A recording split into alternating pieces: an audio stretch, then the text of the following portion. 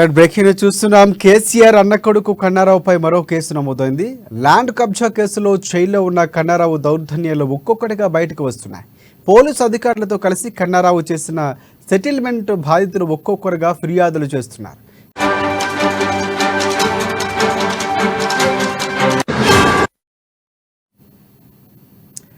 న్యాయం కోసం కన్నారావును ఆశ్రయించిన తనను నిర్బంధించి వేధింపులకు గురి చేశారని ఓ సాఫ్ట్వేర్ ఉద్యోగి విజయవర్ధన్ పోలీసులకు ఫిర్యాదు చేశాడు.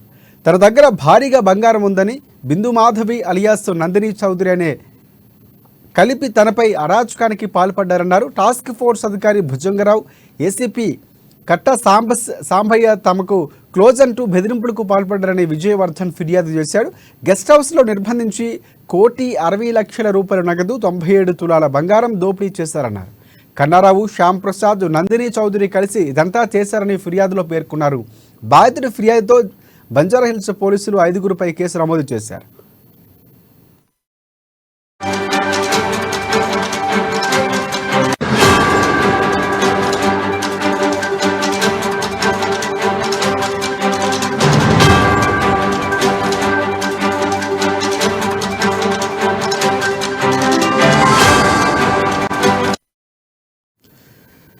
బ్రేకింగ్ న్యూస్ చూస్తున్నాం. కేసీఆర్ అన్న కొడుకు కన్నారావుపై మరో కేసు నమోదైంది. ల్యాండ్ కబ్జా కేసులో జైల్లో ఉన్న కన్నారావు దౌర్జన్యాలు ఒక్కొక్కటిగా బయటకు వస్తున్నాయి. పోలీసు అధికారులతో కలిసి కన్నారావు చేసిన సెటిల్మెంట్ బాధితులు ఒక్కొక్కరుగా ఫిర్యాదులు చేస్తున్నారు. ఇప్పుడు తాజాగా మరొక ఘటన వెలుగులోకి వచ్చింది. న్యాయం కోసం కన్నారావును ఆశ్రయించిన తనను నిర్బంధించి వేధింపులకు గురి చేశారని ఓ సాఫ్ట్వేర్ ఉద్యోగి విజయవర్ధన్ పోలీసులకు ఫిర్యాదు చేశారు. తన దగ్గర భారీగా బంగారం ఉందని బిందు మాధవి అలియాస్ నందిని చౌదరి ఇద్దరూ కలిసి తనపై అరాచకానికి పాల్పడ్డారు. టాస్క్ ఫోర్స్ అధికారి భుజంగరావు, ఏసీపీ కట్ట సాంబయ్య తమకు క్లోజ్ అంటూ బెదిరింపులకు పాల్పడ్డారని విజయవర్ధన్ ఫిర్యాదులో పేర్కొన్నాడు. ఇక 1,60,00,000 రూపాయల నగదు, 97 తులాల బంగారం నిర్బంధించి దోపిడీ చేశారన్నారు. కన్నారావు, శ్యామ్ ప్రసాద్, నందిని చౌదరి కలిసి ఇదంతా చేశారని ఫిర్యాదులో పేర్కొన్నారు. ఇక బాధితుడి ఫిర్యాదుతో బంజారాహిల్స్ పోలీసులు 5గురిపై కేసు నమోదు చేసి దర్యాప్తు చేస్తున్నటువంటి పరిస్థితి కనిపిస్తుంది. దీనికి సంబంధించి పూర్తి అప్డేట్స్ అందించేందుకు హైదరాబాద్ బ్యూరో ప్రణయ్ వర్మ మనకి ఫోన్ లైన్లో సిద్ధంగా ఉన్నారు. ప్రణయ్, చెప్పండి పూర్తిగా కన్నారావుకు సంబంధించి. అంటే కేసీఆర్ ఫ్యామిలీయే పూర్తి స్థాయిలో కేసులు వీటితో ఎదుర్కొన్నటువంటి పరిస్థితి. కన్నారావు అంశం ఏంటి, ప్రధానంగా దీనికి సంబంధించి అప్డేట్స్ ఏంటి? Thank you Rajasekhar. తాజాగా కన్నారావుకి సంబంధించి మరొక బ్రేక్ ప్రస్తుతం ఉన్నటువంటి సిచ్యువేషన్స్ లో కన్నారావు జైల్లో ఉన్న విషయం మనందరికీ తెలిసిందే.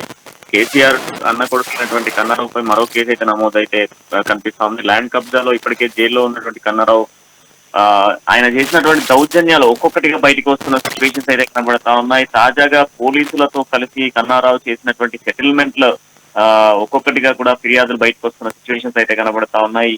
ఇక న్యాయం కోసం వెళ్ళినటువంటి కన్నారావు ఆశ్రయించినటువంటి చాలా మంది దగ్గర నుంచి చాలా దోపిడీ చేశాడంటూ కూడా ఏదైతే వాదనలు కనిపిస్తా ఉన్నాయి. నిర్బంధించి వేధింపులకు గురి చేశాడంటూ కూడా ఒక సాఫ్ట్వేర్ ఉద్యోగి విజయవర్ధన్ పోలీసులకు ఫిర్యాదు చేసిన పరిస్థితులు అయితే కనబడతా ఉన్నాయి.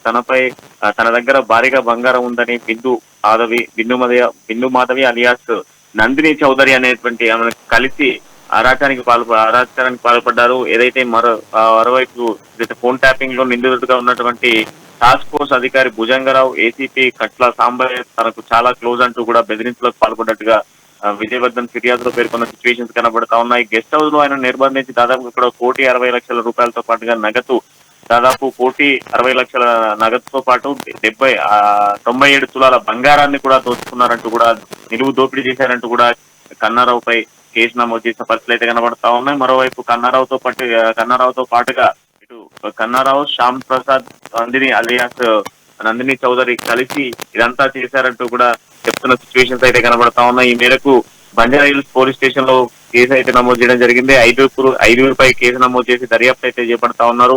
తాజాగా కన్నారావు ఇప్పటికే ల్యాండ్ కబ్జా కేసులో జైల్లో ఉన్న విషయం మనందరికీ తెలిసిందే. అయితే ఈ నేపథ్యంలో కూడా మరొక కేసు మళ్ళీ మీద పడిందని చెప్పుకోవాలి. ఉద్యోగుల దగ్గర నుంచి కూడా పెద్ద మొత్తంలో వసూళ్లకు పాల్పడ్డాడని, దాదాపు 1,60,00,000తో పాటుగా 97 తులాల బంగారం అంటే మామూలు విషయం కాదు. దాదాపుగా కూడా ఇదంతా కూడా ఒక కిడ్నాప్ డ్రామా ప్లే చేసి ఈ రోజు కబ్జాలకు పాల్పడము, ఇటువంటి దౌర్జన్యాలకు పాల్పడడం పై పూర్తిగా కూడా పోలీసులు కేసు నమోదు చేసుకుని దర్యాప్తు చేస్తా ఉన్నారు. మిగతా నిందితులను కూడా పరిగణలోకి తీసుకొని వాళ్ళను కూడా అదుపులోకి తీసుకుంటామంటూ కూడా పోలీసులు చెప్తున్న సిచ్యువేషన్స్ కనబడతా ఉన్నాయి. బాధితులు ఇచ్చినటువంటి ఫిర్యాదు మేరకు పోలీసులు వెంటనే చర్య చేపడతామంటూ కూడా చెప్తా ఉన్నారు. రాజశేఖర్.